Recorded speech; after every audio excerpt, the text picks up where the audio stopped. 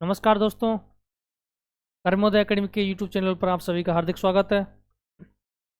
पिछली वीडियो में अपन ने जो एक सिद्धांत पॉलिटिकल ज्योग्राफी का फेमस सिद्धांत है, हृदय स्थल सिद्धांत या फिर हार्टलैंड थ्योरी को मैकेंडर महोदय ने प्रतिपादित किया, वो आपने पढ़ा। उम्मीद है कि आप सभी को अच्छा लगा होगा, समझ में आया होगा। अब हम एक पॉलिटिकल ज्योग्राफी के बारे में एक सिस्टमेटिक जो सिलेबस के अकॉर्डिंग, जो आरपीएससी का कॉलेज लेक्चरर का जो सिलेबस है उसके हिसाब से अपन अगली क्या जो अपनी तैयारी है या फिर पॉलिटिकल ज्योग्राफी है उसको उस हिसाब से क्या करेंगे, पढ़ेंगे। और ये जो मैटर है आपके सामने, जो प्रस्तुत जो मैटर है, ये मैंने एक कई जगह से कई जो ऑथेंटिक बुक है उनसे संकलित किया है। तो इसमें कई क्वेश्चन तो सर, जो कई नोट्स, कई लाइन तो ऐसी हैं जो डायरेक्टली इस बार जो आरपीएससी का जो कॉलेज लेक्चर का पेपर है उसमें भी आई थी और पिछली बार भी आई थी।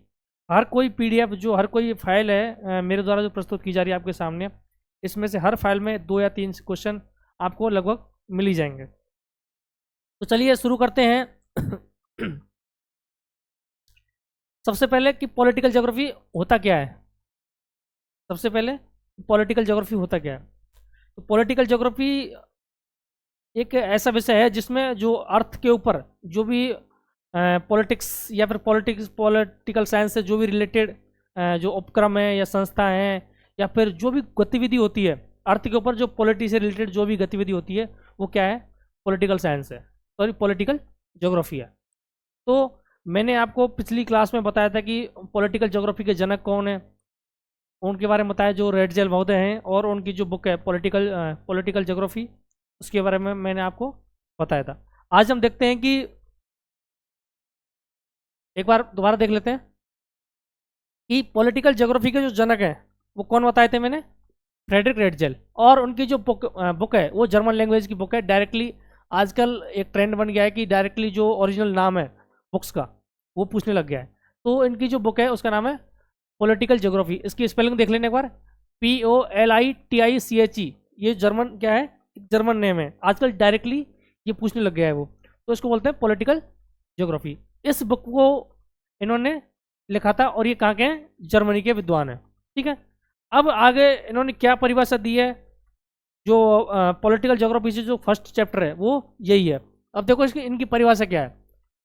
राजनीतिक भूगोल राष्ट्र, राज्य और क्षेत्र के अंतर संबंधों का क्या करता है, अध्ययन करता है। किस किस के, राष्ट्र, राज्य और क्षेत्र के अंतर संबंधों का कैसे अध्ययन करता है, जैविक इकाई के रूप में। कैसे अध्ययन करता है, जैविक इकाई के रूप में। इनकी आगे एक अपन थ्योरी पढ़ेंगे, संकल्पना पढ़ेंगे, जो लेमसरम के रूप में इन्होंने संरचना क्या की, प्रस्तुत की। ठीक है, तो इनकी जो डेफिनेशन, इसको एक बार दोबारा देखो कि राजनीतिक भूगोल राष्ट्र, राज्य और क्षेत्र के अंतर संबंधों का कैसे अध्ययन करता है, जैविक इकाई के रूप में। ये बहुत इंपॉर्टेंट लाइन है रेडजेल महोदय की कि जो राज्य का जैविक इकाई के रूप में अध्ययन किस भूगोलवेत्ता ने किया, तो वो क्या है, रेडजेल है। और ये कैसी थ्योरी है, जर्मन थ्योरी है। तो अब ये जर्मन थ्योरी क्यों है, क्योंकि ये रेडजेल महोदय कहाँ के हैं, जर्मनी के हैं। तो जर्मनी से यही थ्योरी क्या है, लिंक है, कौन सी, कि राज्य का जैविक सिद्धांत किसने दिया। या तो जर्मनी के बारे में बोल देगा वो कि भाई किस राष्ट्र से ये संबंधित है, या फिर क्या बोल देगा कि रेडजेल महोदय से संबंधित है। अगली अपन ये देखते हैं कि भूगोल की शाखा के रूप में पॉलिटिकल जो ज्योग्राफी है उसका सर्वप्रथम उल्लेख किसने किया, इमैनुअल कांट ने। किसने किया, इमैनुअल कांट ने। ठीक है, और ये सर्वप्रथम इन्होंने क्या किया, शाखा के रूप में जो पॉलिटिकल ज्योग्राफी उसको क्या किया, डिस्क्राइब किया। और इन्हीं के शिष्य कौन थे, फ्रेडरिक रेडजेल। शिष्य कौन थे इनके, शिष्य कौन थे, रेडजेल। रेडजेल ने आगे इस परंपरा को बढ़ाया। ठीक है, तो अपन ने रेडजेल महोदय के बारे में जान लिया। इनकी डेफिनेशन क्या बताई कि भाई ये जो राज्य और राष्ट्र है और जो उसका क्षेत्र है उसकी कैसी व्याख्या करता है, जैविक इकाई के रूप में क्या करता है, व्याख्या करता है। और आजकल डायरेक्टली कुछ क्वेश्चन जो सिंपल टाइप के भी पूछते हैं उसमें, जैसे कि पूछ लिया उन्होंने कि पॉलिटिकल ज्योग्राफी का जो सर्वप्रथम शाखा के रूप में उल्लेख किसने किया, वो है इमैनुअल कांट। ये भी कहाँ के थे, जर्मनी के थे। अब देखो कुछ इंपॉर्टेंट परिभाषाएं जो हम आगे देखेंगे। पहली परिभाषा है, यह है LM अलेक्जेंडर की। इन्होंने क्या कहा, पॉलिटिकल ज्योग्राफी क्या करता है, देखो यह उन विभिन्नताओं का अध्ययन है। ये किसका अध्ययन है? उन विभिन्नताओं का जो राजनीतिक प्रदेशों के मध्य अस्तित्व रहती हैं, जो राजनीतिक प्रदेशों के मध्य में अस्तित्व में रहती हैं। ये किसने बताया? अलेक्जेंडर महोदय ने। भाई पॉलिटिकल ज्योग्राफी क्या करता है कि राजनीतिक प्रदेशों के मध्य जो अस्तित्व में जो विभिन्नता रहती है उनका क्या करता है? अध्ययन करता है। डायरेक्टली कुछ क्वेश्चन स्टेटमेंट्स के आते हैं, डायरेक्टली आप हमेशा हर बार का पेपर उठा लो, उसमें से 2 या 3 क्वेश्चन आपको ये मिलेंगे, आपको जो परिभाषाओं के रूप में मिलेंगे, स्टेटमेंट के रूप में मिलेंगे। इस बार आरपीएससी में जो पेपर हुआ था 2024 वाला, इसमें क्या पूछा था? ये डेफिनेशन पूछी थी। कौन सी? कि राजनीतिक भूगोल राजनीतिक प्रदेशों का पृथ्वी तल के रूप में अध्ययन करता है। क्या करता है? पॉलिटिकल ज्योग्राफी क्या करता है कि राजनीतिक प्रदेशों का पृथ्वी तल के तत्व के रूप में क्या करता है? अध्ययन करता है। इस बार आरपीएससी में ये क्वेश्चन जो ज्योग्राफी का कॉलेज लेक्चरर का जो एग्जाम हुआ था उसमें क्या ये क्वेश्चन पूछा था, तो उसका आंसर क्या है? अलेक्जेंडर महोदय। एलएम अलेक्जेंडर ने क्या कहा कि भाई पॉलिटिकल साइंस क्या करता है कि जो राजनीतिक प्रदेश है उनका पृथ्वी तल के तत्व के रूप में क्या करता है? अध्ययन करता है। ठीक है। अब एक परिभाषा है हार्टसन महोदय की। किसकी है? हार्टसन महोदय की। इन्होंने क्या कहा है देखो, पॉलिटिकल साइंस क्या करता है, सॉरी पॉलिटिकल ज्योग्राफी क्या करता है? यह विभिन्न स्थानों पर भिन्न राजनीतिक उपक्रमों का, किसका? राजनीतिक उपक्रम, जैसे राजनीतिक जो संस्थाएं होती हैं उनका क्या करता है? पृथ्वी तल पर व्याप्त लक्षणों का अध्ययन करता है। जो पृथ्वी तल के ऊपर जो राजनीतिक उपक्रम होते हैं उनका क्या करता है? ये अध्ययन करता है। कौन? Political geography. ये किसकी परिभाषा है? ये हार्टसन की है। थोड़ा सा डिफरेंस देख लेना कि ये राजनीतिक प्रदेशों का करता है और ये राजनीतिक उपक्रमों का। एलएम अलेक्जेंडर महोदय ने क्या बताया कि पॉलिटिकल ज्योग्राफी क्या करता है? राजनीतिक प्रदेशों का पृथ्वी के तल के तत्व के रूप में, जबकि हार्टसन ने क्या बताया कि राजनीतिक उपक्रमों का पृथ्वी तल पर व्याप्त लक्षणों का क्या करता है? अध्ययन करता है। ठीक है। तीसरी एक जो फेमस परिभाषा है वो दी पॉन्स महोदय ने। किन्होंने दी? पॉन्स महोदय। ये आगे चल के अपन जो सीमाएं या फिर सीमांत के बारे में पढ़ेंगे उनमें भी इनका क्या है? उल्लेख है। तो पॉन्स महोदय ने क्या परिभाषा दी है कि राजनीतिक भूगोल संगठित क्षेत्रों, संसाधनों के विस्तार व कारण से संबंधित है। किससे संबंधित है? संसाधनों और विस्तार और क्षेत्र से क्या है? संबंधित है। क्या? राजनीतिक भूगोल। ठीक है। ये परिभाषा किसकी है? पॉन्स की परिभाषा। नेक्स्ट एक परिभाषा अपन और देखेंगे, ये है कार्लसन की। किसकी है? कार्लसन की। ये क्या बोलते हैं? पृथ्वी व राज्य के अंतर संबंध का अध्ययन करता है। कौन? Political geography. कौन? Political geography. ये सभी परिभाषा किससे रिलेटेड है? पॉलिटिकल ज्योग्राफी से रिलेटेड है। कार्लसन महोदय क्या बोलते हैं? यह पृथ्वी पर राज्य के अंतर संबंध का क्या है? अध्ययन है। ठीक है। अगली अपन इंपॉर्टेंट परिभाषा देखते हैं, वॉन वाल्केनबर्ग की परिभाषा क्या है। अभी अपन ने फ्रेडरिक रेडजेल की परिभाषा देख ली, एलएम अलेक्जेंडर की देख ली, हार्टसन महोदय की देख ली, पॉन्स महोदय की देख ली और कार्लसन महोदय की देख ली। ठीक है। अब वॉल्केनबर्ग की डेफिनेशन और देखते हैं अपन। देखो ये क्या बोलते हैं, पॉलिटिकल ज्योग्राफी क्या करता है? यह राष्ट्रों के मध्य अंतरक्रिया, जो भी नेशंस है उनके मध्य जो इंटरेक्शन होते हैं उस पर भौगोलिक प्रभाव की क्या करता है? व्याख्या करता है। यह राष्ट्रों के मध्य अंतरक्रिया पर भौगोलिक प्रभाव की व्याख्या करता है। जैसे भारत पाकिस्तान है या फिर भारत चीन है आदि, है ना, तो उनके जो ऊपर है जो भौगोलिक जो इफेक्ट पड़ रहा है किसके ऊपर? नेशंस के ऊपर, उसकी व्याख्या कौन करता है? Political geography. ये किसने कहा है? ये कहा है वॉल्केनबर्ग ने। एक डेफिनेशन और देखो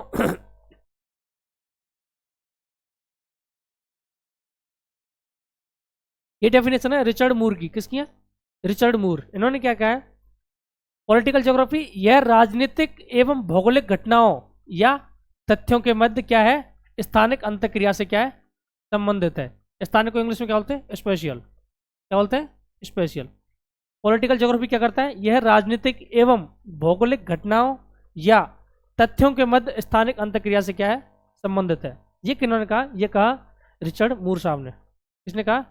रिचर्ड मूर साहब ने। ठीक है। एक टर्मिनोलॉजी पूछते हैं कई बार कि भाई जियो पैसिफिक जो शब्दावली है वो किसने दी? किसने दी? वो दी है ग्रिफिथ टेलर ने। किसने? Griffith Taylor. इन ये कहाँ के थे? ऑस्ट्रेलिया के थे। और इन्होंने कई ऑस्ट्रेलिया में क्या की? स्टडी की। और इनके आगे कई जो प्रवास के सिद्धांत हैं ये अपन देखेंगे। और नवनिश्चयवाद भी क्या इन्होंने ही दिया है।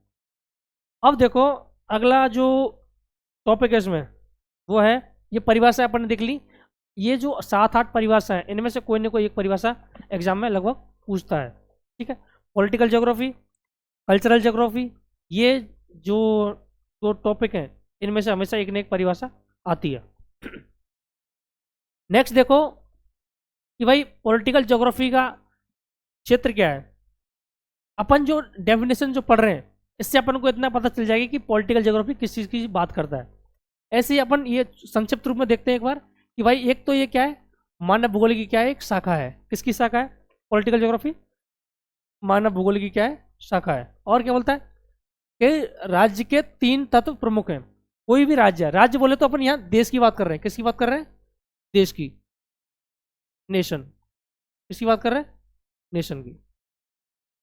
ठीक है, तो पॉलिटिकल ज्योग्राफी ये बोलता है कि राज्य के 3 तत्व प्रमुख हैं। पहला तत्व क्या है?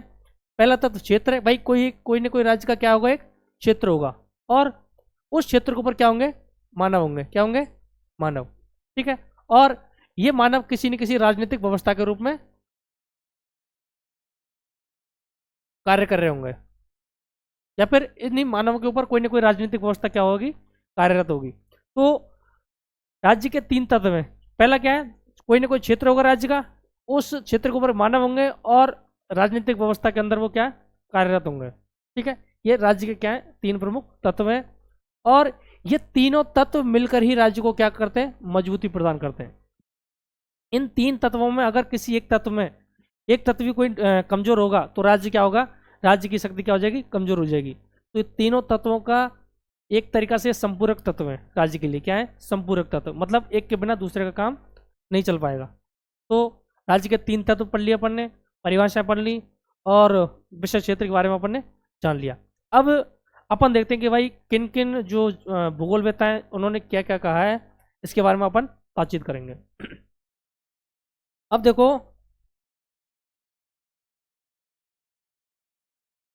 एक अपन जोग्राफर पढ़ते हैं, उनका नाम है डी विटलिसी। क्या नाम है? डी विटलिसी। इन्होंने कृषि कृषि प्रदेश भी बताए, कृषि प्रदेशों के बारे में भी बताया। आगे हम पढ़ेंगे इकोनॉमिक ज्योग्राफी में। इन्होंने 13 कृषि प्रदेश बताए। कितने प्रदेश बताए? 13। और इनका योगदान पॉलिटिकल ज्योग्राफी में भी है। पॉलिटिकल ज्योग्राफी में भी इनका क्या है, योगदान है इनकी। अब ये बुक देखो, डी विटलेसी ने अपनी पुस्तक the earth and the state, the earth and the state, ये स्टडी ऑफ पॉलिटिकल ज्योग्राफी में राजनीतिक भूगोल को राज्य केंद्रित न मानकर भू केंद्रित माना है। कैसा माना है? भू केंद्रित। इसको बोलते हैं जियो सेंटर्ड। क्या बोलते हैं? जियो सेंटर्ड। ठीक है, क्या माना है? जियो सेंटर्ड माना है। किसको? पॉलिटिकल ज्योग्राफी को राज्य केंद्रित नहीं मानकर भू केंद्रित माना है। ठीक है, किसने? डी विटलिसी ने। और उनकी बुक का नाम क्या है? The earth and the state. ये बुक इंपॉर्टेंट है पॉलिटिकल ज्योग्राफी में। क्या है? इंपॉर्टेंट बुक है the earth and the state, A study of political geography. नाम से पता चल जाएगा किसकी बुक है, डी विटलिसी की बुक है। क्या करता है ये? राज्य को राजनीतिक भूगोल को भू केंद्रित मानता है, तथा राजनीतिक क्षेत्र के अध्ययन हेतु कुछ मूल तत्व बताएं। कि अपन राजनीतिक जो ज्योग्राफी है उसमें उसके क्षेत्र के अध्ययन हेतु कुछ मूल तत्व हैं। क्या है? एक संगठक होता है, और उसका क्या होता है, बाह्य क्षेत्र होता है, और उसका पर्यावरण से क्या होता है, संबंध होता है। कोई संगठक है, उसका क्या है, एक राज्य क्षेत्र होता है, और वो प्राकृतिक वातावरण से क्या है, वो संबंधित होता है। और क्या बताया इन्होंने कि संगठक क्षेत्र की सीमाएं और संघर्ष आदि के क्षेत्र भी होते हैं। कोई संगठक क्षेत्र है, उसकी क्या होती है, सीमाएं होती हैं, और क्या होता है, क्षेत्र होते हैं। नेक्स्ट अपन देखते हैं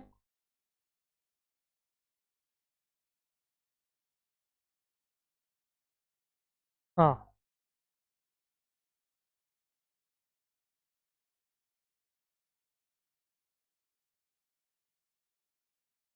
देखो, नेक्स्ट अपन जो राज्य के बारे में या फिर राजनीतिक भूगोल के बारे में जो बताया है वो है रिचर्ड हार्टसन महोदय। किसने बताया? रिचर्ड हार्टसन महोदय ने। इन्होंने आगे जाके लैंडस्केप की भी संकल्पना दी है। तो अभी अपन इनका पॉलिटिकल ज्योग्राफी में क्या देख लेते हैं, योगदान देख लेते हैं। कि इनकी बुक है the functional approach in political geography. Book का नाम क्या है?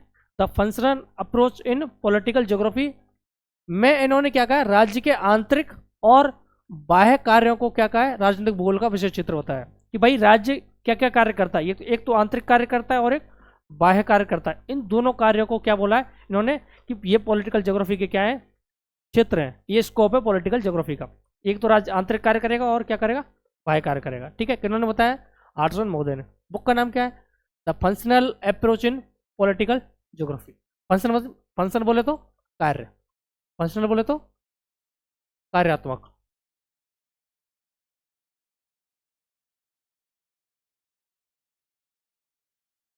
ठीक है, नाम से पता चल जाएगा। बुक, आपको बुक याद रह जाएगी, उससे आप एलिमिनेट कर सकते हैं कि क्या क्या क्वेश्चन हो सकता है। ठीक है, बुक का नाम एक बार और देखो, the functional approach in political geography. Book का जो ऑथर है वो कौन है, रिचर्ड हार्टसन। और इन्होंने राज्य के कार्यों का विश्लेषण किया है। दो प्रकार के कार्य बताएं, आंतरिक कार्य और बाह्य कार्य। आंतरिक कार्यों में भी इन्होंने क्या बोला, दो प्रकार की शक्तियां क्या है, क्रियाशील है।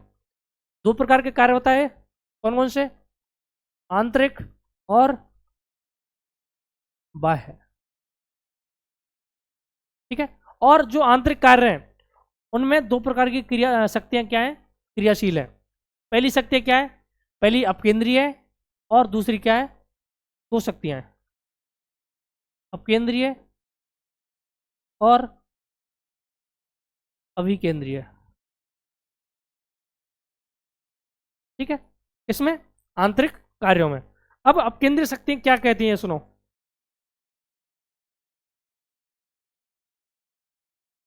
हार्टसन महोदय ने अपकेंद्रीय शक्तियां ये तीन रूपों में कार्य करती हैं।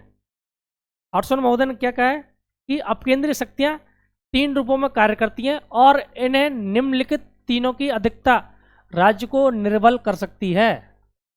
ये इन्होंने तीन अपकेंद्रीय शक्तियां बताई हैं। पहली क्या है, दूरी, दूसरी क्या है, जनशून्यता, और तीसरी क्या है, जनसंख्या विविधता। कोई राष्ट्र है या फिर कोई राज्य है या कोई देश है, एक ही बात है पॉलिटिकल ज्योग्राफी में, राष्ट्र, राज्य या देश। ठीक है, अब ये बोलते हैं कि अपकेंद्रीय शक्तियों में दूरी, जनशून्यता और जनसंख्या विविधता। अगर जैसे कि ये कोई देश है और इस देश में यहाँ एक सरकार क्या कर रही है, रूल कर रही है। ठीक है, अब ये जो आज जितना भी पास का क्षेत्र होगा वह रूल प्रभावी होगा, उसका शासन क्या होगा, प्रभावी होगा। तो जितना शासन से अपन दूर जाएंगे, प्रशासन से दूर का कोई क्षेत्र होगा, तो उस पर अपनी पकड़ क्या हो जाएगी, कमजोर। तो यही बोलते हैं, अगर दूरी बढ़ती है प्रशासन से, अगर किसी क्षेत्र की दूरी बढ़ती है तो उस पर पकड़ क्या हो जाती है, कम। तो मैंने आपको यही बताया यहाँ पे कि इन तीनों की अधिकता, मतलब दूरी की अधिकता या फिर जनशून्यता की अधिकता या फिर जनसंख्या विविधता की अधिकता क्या है, राज्य के लिए कमजोर है। अगर ये तीनों अधिक होंगी तो क्या होगा, राज्य कमजोर होगा। दूरी बढ़ने के कारण प्रशासन की पकड़ क्या हो जाएगी, कमजोर। ठीक है, एक उदाहरण देख सकते हैं अपन, जो औरंगजेब है, मुगल जो राजा हैं एक औरंगजेब, उनका सपना था पूरे भारत को जीतने का, लेकिन जैसे वो दक्षिण भारत में अधिक उलझ जाते हैं और क्या होता है, उनकी पकड़ क्या हो जाती है, साम्राज्य के ऊपर कमजोर हो जाती है। तो यही उदाहरण अपन यहाँ देख सकते हैं जो हार्टसन महोदय ने बताया है। हालांकि हार्टसन महोदय ने ऐसा कोई औरंगजेब वगैरह का कोई उदाहरण बताया नहीं है, मैं तो आपको एक एग्जाम्पल के तौर पर दर्शा रहा हूँ कि प्रशासन की पकड़ जो उसके आसपास के जो क्षेत्र हैं उन्हीं पर अधिक रहती है। अब प्रशासन से दूर कोई क्षेत्र जाएगा, उस पर पकड़ क्या हो जाएगी, उसकी कम हो जाएगी। और क्या है दूसरा पॉइंट, एक है जन शून्यता। भाई ऐसा कोई क्षेत्र जहाँ पर जनसंख्या की बहुत कम है या शून्यता होगी, तो वहाँ भी प्रशासन क्या हो जाएगा या राज्य क्या हो जाएगा, कमजोर पड़ जाएगा। ठीक है, तीसरा इन्होंने क्या बताया, जनसंख्या विविधता। अगर किसी देश में धर्म, जाति, लिंग या फिर वर्ग, इनकी अधिक विविधता होगी तो उस देश में हमेशा उथल पुथल रहेगी। ठीक है, उसमें सामाजिक कलह, आंतरिक गृह युद्ध वगैरह चलते रहेंगे। और इसी कारण क्या होगा, जो अपकेंद्रीय शक्ति है, जनसंख्या विविधता, इसके कारण क्या हो जाएगी, राज्य की शक्ति क्या हो जाएगी, कमजोर हो जाएगी। तो राज्य की शक्ति को कमजोर करना है या फिर राज्य की समझी शक्ति कमजोर हो रही है, तो उसके मेनली इन्होंने क्या कारण बताए, तीन, दूरी, जनसंख्या विविधता और जनशून्यता। ठीक है, नेक्स्ट देखो, अब इन्होंने एक बताया अपकेंद्रीय शक्ति है, सॉरी अभिकेंद्रीय। क्या बताया, अभिकेंद्रीय, इनको बोलते हैं सेंट्रीफ्यूगल। क्या बोलते हैं, सेंट्रीफ्यूगल। अब इसमें इन्होंने जो अभिकेंद्रिय शक्तियां, इसमें वैचारिक शक्तियां हैं मेनली, और जो 3 रूपों में कार्य करती हैं। अभिकेंद्रिय शक्तियों में इन्होंने क्या बताया हॉटसन महोदय ने कि ये क्या है, वैचारिक शक्तियां हैं जो 3 रूपों में कार्य करती हैं। पहला है राज्य विचार। राज्य का विचार प्रभावशाली होगा तो राज्य क्या होगा, शक्तिशाली होगा। अगर राज्य का विचार क्या होगा, प्रभावशाली होगा, तो राज्य क्या होगा, शक्तिशाली, ऐसा इन्होंने कहा है। दूसरा इन्होंने क्या कहा है, राष्ट्र की परिकल्पना। राष्ट्र की परिकल्पना, राष्ट्रवाद की मजबूत धारणा राष्ट्र या राज्य को क्या बनाती है, शक्तिशाली बनाती है। राष्ट्र या राज्य को क्या बनाती है, शक्तिशाली। अब सुनो राष्ट्रवाद क्या होता है। राष्ट्रवाद होता है कि जैसे अपने देशवासी हैं, तो देशवासियों को अपने जो राष्ट्रीय आदर्श हैं या फिर राष्ट्र के प्रति जो प्रेम होता है, ये क्या है, एक भावनात्मक तत्व है। ये क्या है, एक भावनात्मक तत्व है। राष्ट्र के लोगों का राष्ट्र के प्रति प्रेम, राष्ट्र की जो संस्था है, आदर्श हैं, संविधान है, झंडा है, राष्ट्रगीत है, इन सब चीज के प्रति क्या है, प्रेम है, वही क्या है, राष्ट्रवाद है। ठीक है। अब इन्होंने बताया कि राष्ट्र की परिकल्पना, अगर किसी देश में लोगों में राष्ट्र के प्रति क्या होगी, अपनी जो भावनाएं मजबूत होंगी, तो क्या होगा, राष्ट्र उस हिसाब से क्या होगा, शक्तिशाली होगा। ये इन्होंने दूसरा विचार बताया। तीसरा विचार इसमें बताया कोर क्षेत्र। क्या बताया, कोर क्षेत्र। ये क्षेत्र राज्य की एकता के द्योतक हैं। कुछ राज्य में कुछ ऐसे कोर क्षेत्र होते हैं जो राज्य को यूनिटी में लेकर चलते हैं। तो ये 3 चीज इन्होंने क्या बताया, अभिकेंद्रीय कार्यों के रूप में क्या बताया, अभिकेंद्रीय कार्य। पहला क्या होता है, राज्य का विचार। दूसरा क्या होता है, राष्ट्र की परिकल्पना। और तीसरा क्या होता है, कोर क्षेत्र। क्वेश्चन में दे सकता है कि जैसे हॉटसन महोदय की अभिकेंद्रीय जो कार्य है वो नहीं है, तो 3 तो है, बाकी चौथा कोई देगा वो नहीं है। ठीक है। अपन क्या देखेंगे, अब नेक्स्ट देखेंगे कि भाई आंतरिक कार्य हो गए। आंतरिक कार्यों में 2 प्रकार के हो गए। देखो अभी अपन ने क्या पढ़ा कि आंतरिक कार्य, आंतरिक कार्यों में अपन ने 2 प्रकार की चीज देख ली। एक तो देख लिए अपकेंद्रीय कार्य, और एक क्या देख लिए, अभिकेंद्रीय। ठीक है। अब अपकेंद्रीय में अपन ने 3 चीज देखी। क्या क्या देखी बताओ, दूरी, जनशून्यता और जनसंख्या विविधता। और अभिकेंद्रीय में अपन ने क्या देखा, 3 चीज देखी। क्या देखी, राज्य का विचार या फिर राष्ट्र की कल्पना, और क्या देखा, कोर क्षेत्र। ये 3 चीजों के बारे में अपन ने क्या किया, यहाँ पर बात की। अब अपन देखेंगे बाह्य कार्यों का विश्लेषण। अभी अपन ने आंतरिक कार्यों को देख लिया, अब देखेंगे बाह्य कार्यों का विश्लेषण। ठीक है।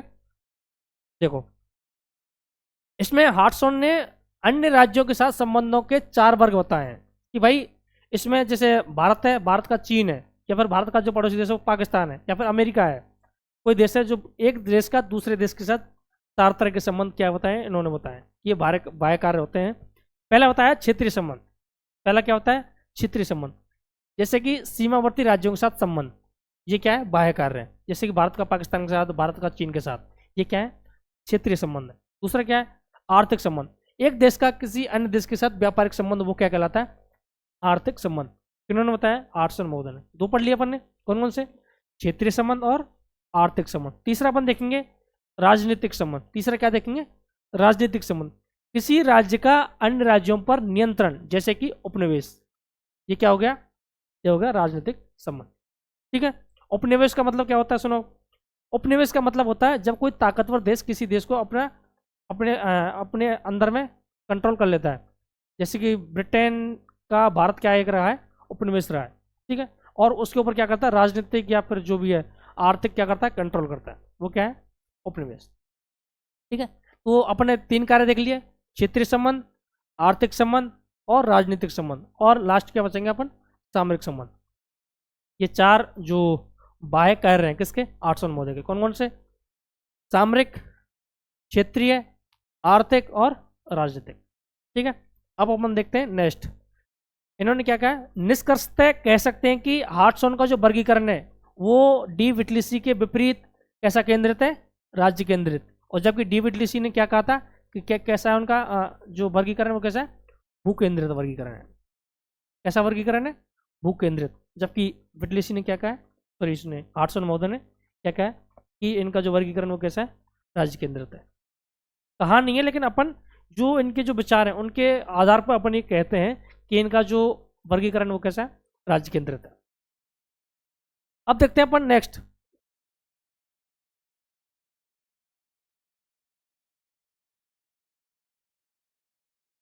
ये पाउंड्स महोदय आगे जो अपन ने डेफिनेशन पढ़ी थी अभी, क्या पढ़ा था डेफिनेशन में? डेफिनेशन में ये पढ़ा था कि राजनीतिक भूगोल क्या करता है, संसाधनों आदि का क्या करता है, उन संसाधनों और उसके विस्तार आदि के बारे में बताता है।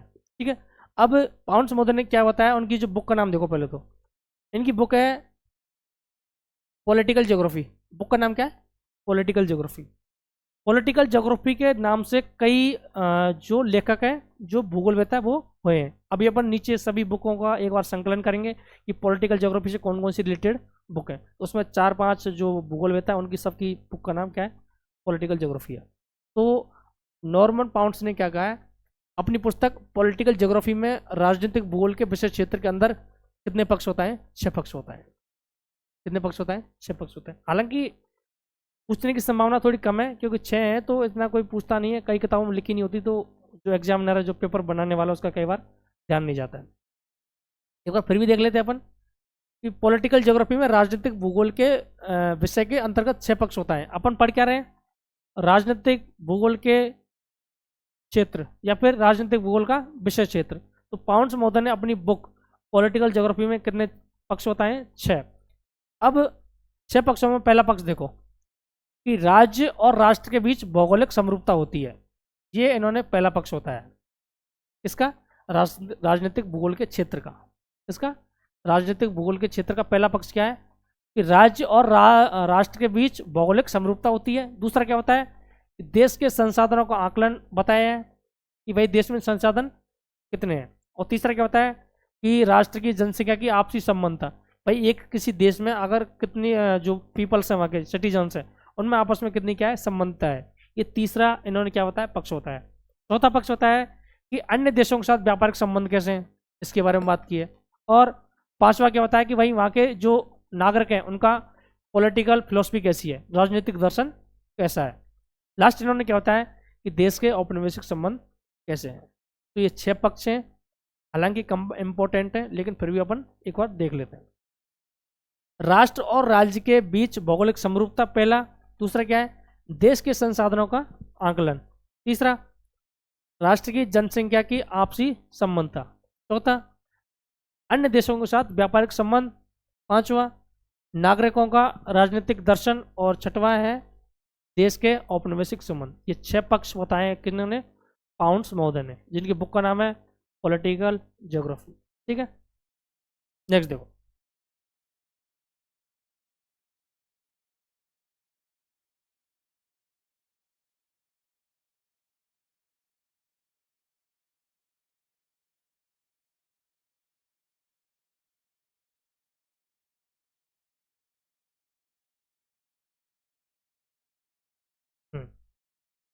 एक स्टेटमेंट है कि पाउंड्स के विषय क्षेत्र की योजना आर्टसोन के विचारों के क्या है? अनुरूप है। कैसे है? आर्टसोन के विचारों के अनुरूप है। स्टेटमेंट दे सकता है कई बार, ज़्यादा अगर डीपली पूछेगा तो कि भाई जो पाउंड्स महोदय के जो विचार हैं वो किसके समरूप हैं? आर्टसोन महोदय के समरूप। ठीक है, एक पॉलिटिकल ज्योग्राफर और आते हैं, उनका नाम है जीटी रेनर। क्या नाम है? जीटी रेनर। इंपॉर्टेंट है। ये राजनीतिक भूगोल की विशेष सामग्री में 3 विचारधाराओं या स्कूलों का उल्लेख करते हैं। कितनी विचारधाराओं का? 3 का। पहली का नाम क्या है? राजनीतिक भूदृश्य संप्रदाय। राजनीतिक भूदृश्य संप्रदाय। इस संप्रदाय का विकास कहां पर हुआ? फ्रांस में। ये किन्होंने कहा है? जीटी रेनर साहब ने। किसने? जीटी रेनर साहब ने कहा है कि भाई राजनीतिक भूगोल के जो विषय क्षेत्र उसमें 3 विचारधाराएं या फिर 3 स्कूल है। ठीक है, तो राजनीतिक पहली है, पहला स्कूल है या फिर पहली विचारधारा है राजनीतिक भूदृश्य संप्रदाय। इसका विकास कहाँ पर हुआ है? फ्रांस में। कहाँ पर हुआ है? फ्रांस में। और इसमें क्षेत्र और उसके आंतरिक तथा बाह्य स्वरूप को शामिल करते हैं। भाई इस जो राजनीतिक भूदृश्य है इसमें किस चीज़ को शामिल करते हैं अपन? क्षेत्र को, या फिर उसके क्षेत्र और उसके आंतरिक और बाह्य स्वरूप को क्या करते हैं? शामिल करते हैं। ये किसमें? राजनीतिक भूदृश्य संकल्पना में। कहाँ पर विकास हुआ इसका? इसका विकास हुआ फ्रांस में। दूसरा देखो, राजनीतिक पारिस्थितिकी संप्रदाय। पहला क्या था? भूदृश्य संप्रदाय। दूसरा क्या है? राजनीतिक पारिस्थितिकी संप्रदाय। ठीक है, इस विचारधारा का विकास कहाँ पर हुआ है? अमेरिका में। कहाँ पर हुआ है? अमेरिका में। पहली का कहाँ हुआ था? फ्रांस में। इसमें मानव समूह है, इसमें मानव समूह है, शासकीय व्यवस्था और सीमा प्रबंधन को क्या करते हैं अपन शामिल करते हैं। इसमें राजनीतिक पारिस्थितिकी संप्रदाय में किसके अनुसार, जीटी रेंडर के अनुसार। कहाँ पर विकास हुआ इसका, इस विचारधारा का, राजनीतिक पारिस्थितिकी संप्रदाय का, अमेरिका में। कहाँ पर हुआ है, अमेरिका में। तीसरा संप्रदाय इन्होंने बताया जीटी रेनर साहब ने कि एक जैविक संप्रदाय या फिर जैविक विचारधारा है। इस विचारधारा का जन्म कहाँ हुआ है, जर्मनी में। कहाँ पर हुआ है, जर्मनी में। भूदृश्य वाली जो संप्रदाय है उसका विचार कहाँ हुआ है, विकास कहाँ हुआ है, फ्रांस में। पारिस्थितिकी संप्रदाय वाले का जो विचारधारा है या फिर स्कूल है उसका विकास कहाँ हुआ है, अमेरिका में। और जो जैविक संप्रदाय इसका विकास कहाँ हुआ है, जर्मनी में। ये सबसे इंपॉर्टेंट है, ये क्या है, ये सबसे इंपॉर्टेंट है। जैविक संप्रदाय, राज्य का जैविक संप्रदाय या फिर जैविक जो विभाजन है या फिर जैविक संकल्पना है वो किस देश से संबंधित हुआ है, जर्मनी से। और उसमें जो आगे अपन पढ़ेंगे रेडजेल महोदय वगैरह के बारे में अपन जानेंगे। अब देखो रेनर साहब ने बताया कि जो जैविक संप्रदाय इस विचारधारा का विकास जर्मनी में हुआ है। इसमें मुख्यतः रेडजेल, ये नाम याद रखना तीनों, रेडजेल, जेलेन और हाउसहोफर, ये तीनों क्या है इसमें शामिल है। रेडजेल, जेलेन और हाउसहोफर। अपन आगे पढ़ेंगे कि इन्होंने एक टर्म्स दी थी, जियोपॉलिटिक्स। टर्म्स क्या दी, जियोपॉलिटिक्स। किन्होंने दी, जेलेन महोदय ने। क्वेश्चन ये कई बार पूछा है, आप पेपर उठा के देख लेना कई बार का, उसमें बताएगा कि जियोपॉलिटिक्स शब्द सर्वप्रथम किसने दिया, वो किसने दिया, जेलेन महोदय ने। और जियोपॉलिटिक्स के बारे में आगे कई बड़े विचार किन्होंने दिए, हाउसहोफर महोदय ने। तो रेडजेल, जेलेन और हाउसहोफर ये तीनों किससे संबंधित है, ये जैविक संप्रदाय से संबंधित है, राज्य के। ठीक है। इस संप्रदाय में राज्य को भू राजनीतिक प्राणी माना है। राज्य को क्या माना है, ये जो थ्योरी है ये बहुत ज़्यादा इंपॉर्टेंट है। ये पूरा जो स्कूल है कौन सा, जैविक संप्रदाय, ये किसने बताया, रेनर साहब ने बताया। और इसका विकास कहाँ हुआ है, जर्मनी में। इससे संबंधित तीन प्रमुख भूगोलवेत्ता हैं, रेडजेल महोदय, जेलेन महोदय और हाउसहोफर महोदय। और इसका विकास कहाँ हुआ है, जर्मनी में। रेडजेल कहाँ के थे, जर्मनी के। ठीक है, इस हिसाब से अपन को क्या करना है, देखना है। इस संप्रदाय में राज्य को इन्होंने क्या माना है कि राज्य क्या होता है, भू राजनीतिक प्राणी होता है। राजनीतिक भूगोल के विषय वस्तु के प्रमुख केंद्र बिंदु, भाई अपन जो राजनीतिक भूगोल पढ़ते हैं उसके विषय वस्तु के क्या है, प्रमुख केंद्र बिंदु क्या क्या है। एक तो इस पॉलिटिकल ज्योग्राफी में राज्य, इसकी विषय वस्तु क्या है, सॉरी इसकी पॉलिटिकल ज्योग्राफी की मुख्य विषय वस्तु क्या है, राज्य। कि भाई मेनली अपन पॉलिटिकल ज्योग्राफी में किसके बारे में पढ़ते हैं, राज्य के बारे में। तो राज्य की राजनीतिक भूगोल की जो मुख्य विषय वस्तु है वो क्या है, राज्य। राज्य के बारे में अपन क्या करते हैं, अध्ययन करते हैं। दूसरा क्या है, यह स्थानिक वितरण और राजनीतिक घटनाक्रम इसके क्या है, दो अभिन्न अंग है। डायरेक्टली क्वेश्चन में दे सकता है कि राजनीतिक भूगोल के दो अभिन्न अंग कौन कौन से हैं निम्न में से। तो वो चार ऑप्शन देगा, वो देगा कि ए बी दोनों हैं या बी सी दोनों हैं या फिर सी डी दोनों हैं। तो देखेगा कि स्थानिक वितरण और राजनीतिक घटनाक्रम इसकी क्या है, दो अभिन्न अंग है। किसके, राजनीतिक भूगोल के। अब हमेशा कोई ना कोई बुक्स आपको एग्जाम में इनसे संबंधित मिल जाएगी। और ये जो प्रसिद्ध बुक है राजनीतिक भूगोल से, वो उनका मैंने यहाँ पर संकलन किया है। पहली बुक देखो आप, अपन जिस दिन से क्लास स्टार्ट हुई है पॉलिटिकल ज्योग्राफी से रिलेटेड, उसके बारे में अपन देखते हैं। और एक बार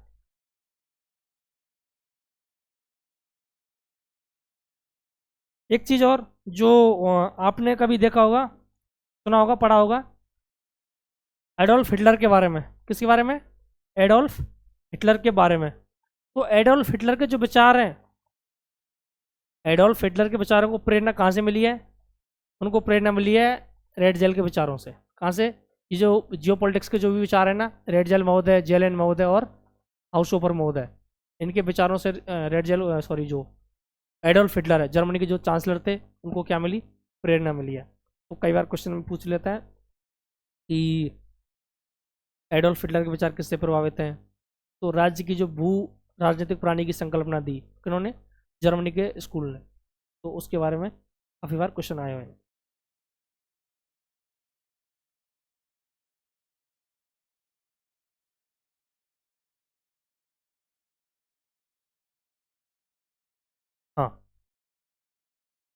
अब देखो, ये बुक है जो इम्पोर्टेंट है, हमेशा पूछता है, कोई ना कोई बुक लगभग एग्जाम आ जाती है। देखते हैं पहली बुक के बारे में। देखो, रेडजेल महोदय की बुक है, अपन शुरू में ही पढ़ लिया था। इनका नाम है क्या है, political geography. Ratzel, Pounds, Prescott, Taylor, इन चारों की बुक का नाम क्या है, पॉलिटिकल ज्योग्राफी है। आपको याद करने में क्या आसानी होगी, मैंने नोट्स इस प्रकार से संकलित किए हैं कि रेडजेल, पाउंड्स, प्रेस्कॉट और टेलर, ये जो चार हैं भूगोलवेता, जो पॉलिटिकल भूगोलवेता हैं, उन चारों की बुक का नाम क्या है, पॉलिटिकल ज्योग्राफी। ये जो लिखी हुई है, अलग अलग जो वर्ड्स लिखे हुए हैं, क्या है, जर्मन लैंग्वेज में लिखी हुई है। उनकी, रेडजेल महोदय की। टेलर, प्रेस्कॉट, पाउंड्स और रेडजेल, इन चारों की बुक का नाम क्या है, पॉलिटिकल ज्योग्राफी।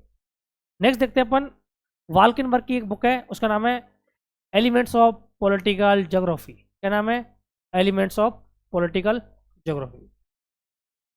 एक है डेविड लेसी की, जो अपन ने भी पढ़ी थी, the earth and the state, the earth and the state, A study of political geography. ये किन की बुक थी, डेविड लेसी की। अपन ने पिछली बार आगे स्लाइड में पढ़ा था कि डेविड लेसी की बुक का क्या नाम है, अर्थ एंड द स्टेट। ठीक है, एक है, और ये कैसा अध्ययन करते हैं, ये करते हैं भू केंद्रित अध्ययन करते हैं पॉलिटिकल ज्योग्राफी का। कैसे अध्ययन करते हैं, भू केंद्रित, इंग्लिश में बोले तो जियो सेंटर्ड। ठीक है, तो अर्थ से अपन को याद एलिमिनेट हो जाना चाहिए कि भाई अर्थ के बारे में जो बुक है ना, अर्थ एंड स्टेट, तो भाई अर्थ के ऊपर जो स्टेट है उसके बारे में अपन क्या कर रहे हैं, अध्ययन कर रहे हैं। उनके ऑथर कौन है, डेविड लेसी। एक है ए ई मूडी, सीमाओं के बारे में अपन, एक तो पॉन्ड्स के बारे में बताया मैंने, इनके बारे में पाउंड्स महोदय के, और एक बताया ए ई मूडी के बारे में बताऊंगा मैं। ये दोनों आगे जाके अपन फ्रंटियर और जो बॉर्डर्स पढ़ेंगे उसमें इन दोनों का नाम क्या आएगा, आगे आएगा, जो इनकी डेफिनेशन है या फिर इन्होंने क्या क्या प्रकार दिए हैं उसके बारे में अपन क्या पढ़ेंगे, आगे पढ़ेंगे। ए ई मूडी की बुक का नाम है ज्योग्राफी बिहाइंड पॉलिटिक्स। क्या नाम है, ज्योग्राफी बिहाइंड पॉलिटिक्स, इनकी बुक का नाम है ए ई मूडी का। और जो सभी बुक में कहीं ना कहीं पॉलिटिकल या पॉलिटिक्स से रिलेटेड चीज़ आ रही हैं, तो अपन को नाम से पता चल जाना चाहिए। ठीक है, बुक का नाम क्या है, ए ई मूडी की बुक का नाम है ज्योग्राफी बिहाइंड पॉलिटिक्स। एक बुक और है आर्ट्सवन महोदय की, political geography in modern world, political geography in modern world. आर्ट्सवन महोदय ने अभी बताया मैंने कि भाई कार्य हैं, आंतरिक कार्य है, बाह्य कार्य है, अपकेंद्रीय कार्य, अभिकेंद्रीय कार्य, उन्होंने बताया आर्ट्सवन महोदय ने। Political geography in modern world किसकी बुक है, आर्ट्सवन महोदय। एक है कोहेन महोदय, क्या नाम है, आगे अपन पढ़ेंगे पैराडाइम की संकल्पना, पैराडाइम। तो पैराडाइम की संकल्पना किसने दी, कोहेन महोदय ने। ये खूब बार यूजीसी नेट और आरपीएससी कॉलेज लेक्चर में पूछा गया क्वेश्चन है कि पैराडाइम की संकल्पना किसने दी, कोहेन महोदय ने दी। A geographical model for political system, book का नाम, ऑथर का नाम क्या है, कोहेन महोदय। बुक एक बार दोबारा देख लो, a geographical model for political system, author Cohen महोदय। संकल्पना इन्होंने क्या दी, एक इस चैप्टर में नहीं, अलग चैप्टर में पैराडाइम की संकल्पना दी। ये बुक है जो आपको रटनी पड़ेंगी, इनका याद करने का कोई ऐसा तरीका नहीं है, आप अपने हिसाब से ट्रिक बना सकते हैं। ठीक है, एक बुक अपन और देखते हैं, एल एम अलेक्जेंडर महोदय की बुक देखते हैं। किसकी बुक देखते हैं, एल एम अलेक्जेंडर महोदय की बुक। इनकी जो डेफिनेशन इस बार आरपीएससी कॉलेज लेक्चर में पूछी गई थी, और मैंने आपको बताया भी था कि भाई जो पॉलिटिकल ज्योग्राफी है उसकी पृथ्वी तल के रूप में क्या करते हैं अपन, अध्ययन करते हैं। एल एम अलेक्जेंडर की बुक का नाम क्या है, द वर्ल्ड पॉलिटिकल पैटर्न। क्या नाम है, the world political pattern, author L M Alexander महोदय। एक है जॉन एग्न्यू, जॉन एग्न्यू, क्या नाम है, John Agnew, making political geography. क्या नाम है, मेकिंग पॉलिटिकल ज्योग्राफी। एक और है जेलेन महोदय, जेलेन महोदय, अभी मैंने आपको बताया था, जेलेन, रेडजेल और हाउसहोफर महोदय, जो भू राजनीतिक प्राणी के रूप में राज्य की क्या करते हैं, व्याख्या करते हैं। जो अभी जीटी रेनर साहब ने बताया था, तीसरी जो संप्रदाय बताया था या फिर तीसरा स्कूल बताया था ना उसके बारे में अपन देखते हैं। जो रूडोल्फ जेलेन है, इनकी बुक का नाम है डेर स्टार्ट एएलएस 11 सरम, डेर स्टार्ट्स एएलएस 11 फॉर्म। ठीक है, ऑथर कौन है? जेलेन मोदे। डायरेक्टली किताब ये पूछ सकता है आपसे। ठीक है, इसका जो इंग्लिश ट्रांसलेशन है वो ये है, the state as a living organism. State as a living organism, organism बोले तो प्राणी, ऑर्गेनिज्म बोले तो प्राणी। ठीक है, एक बुक फेमस और है इनकी, सॉरी अगले जो हाउस ऑफर, एक भूगोल में तो और है जिनकी बुक फेमस है, वो है हाउस ऑफर। अभी आपको बताया था मैंने कि राज्य की जैविक संकल्पना, उसके बारे में 3 बताया था। रेड जेल, उसकी बुक का नाम पॉलिटिकल ज्योग्राफी। और अभी अपने जो राज्य state as a organism, living organism, वो किन की बुक थी? जेलिन मोदी की, जिन्होंने जियो पॉलिटिक्स जो टर्म है वो क्या दी। एक अपन देखते हैं हाउस ऑफर, इनकी बुक का नाम है, इस बार आरपीएससी कॉलेज लेक्चरर में भी क्या है ये क्वेश्चन पूछा गया था, ये क्वेश्चन उसमें पूछा गया था। Jet script for Jio politics, jet script for Jio politics, इसका इंग्लिश ट्रांसलेशन क्या है? जर्नल फॉर जियो पॉलिटिक्स, एक जर्नल है फॉर जियो पॉलिटिक्स। ऑथर कौन है? House over. ठीक है, तो हालांकि ये थोड़ा बोरिंग चैप्टर है, लेकिन आपको क्या याद करना ही पड़ेगा, और इसमें से 1-2 क्वेश्चन हमेशा फंसने के चांस होते हैं। एक तो मेनली जो रेड जेल से रिलेटेड क्वेश्चन है, हाउस ऑफर से, जेल से रिलेटेड, और इनकी कोई ना कोई बुक और कोई ना कोई परिभाषा पूछ लेगा।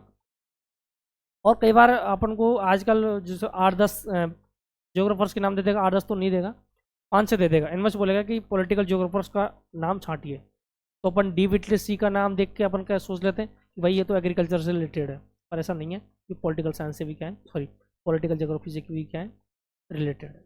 थैंक यू, अब मिलते हैं अपन नेक्स्ट क्लास में। जय हिंद, जय भारत।